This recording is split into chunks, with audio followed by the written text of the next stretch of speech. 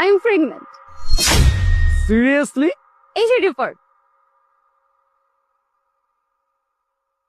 My goodness, I am so happy. আজকে এই খুশির দিনে ফাটিয়ে পার্টি হবে। Check it. একদম। কিন্তু অলিভ, আমি বলতে চাচ্ছিলাম কি যে আমি আর অফিসে না আসি, মানে আমি বাসা থেকে আমি আমার বেবি টেক কেয়ার করব। অফকোর্স, ইভেন আমি নিজে তোমাকে বলতাম যে এখন থেকে কোনো কাজ করা যাবে না, তুমি বাসায় বসে বসে রেস্ট করো। Thank you. কিন্তু অলিভ, আমার স্যালারি? এটা কেমন কথা বললা?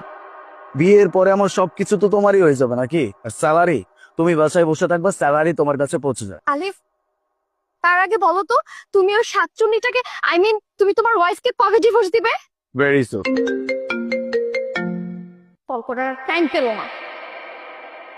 হ্যালো, তুমি কোথায়? অফিসে আবার কোথায় থাকবো? কেন?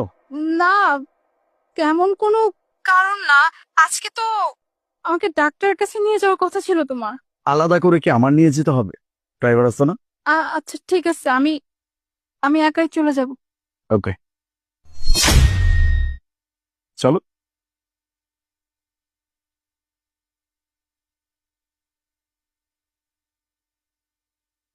বাহ, তুমি একবার বললা আরো বিশ্বাস করে গেল যে এটা ওর বাচ্চা। বিশ্বাস করতে বাধ্য, কারণ আমি প্ল্যানটা ঠিক ওভাবে সাজাইছি। আর পুরুষ মানুষ যেভাবে বলবো এটাই বিশ্বাস করবে। যাক, ভালোই হয়েছে।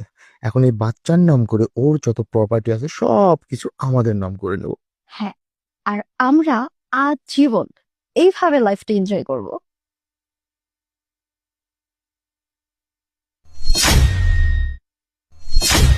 কি ব্যাপার, এইভাবে এখানে বসে আছো, সাথে লাগেজ, কোথাও যাচ্ছ?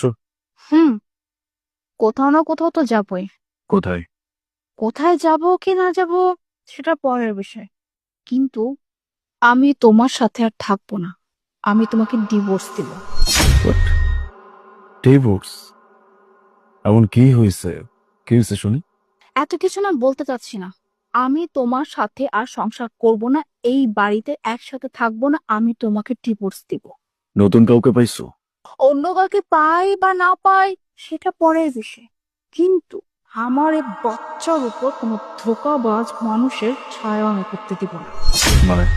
মানে কিছু বুঝতে পারতেছো না, তাই না?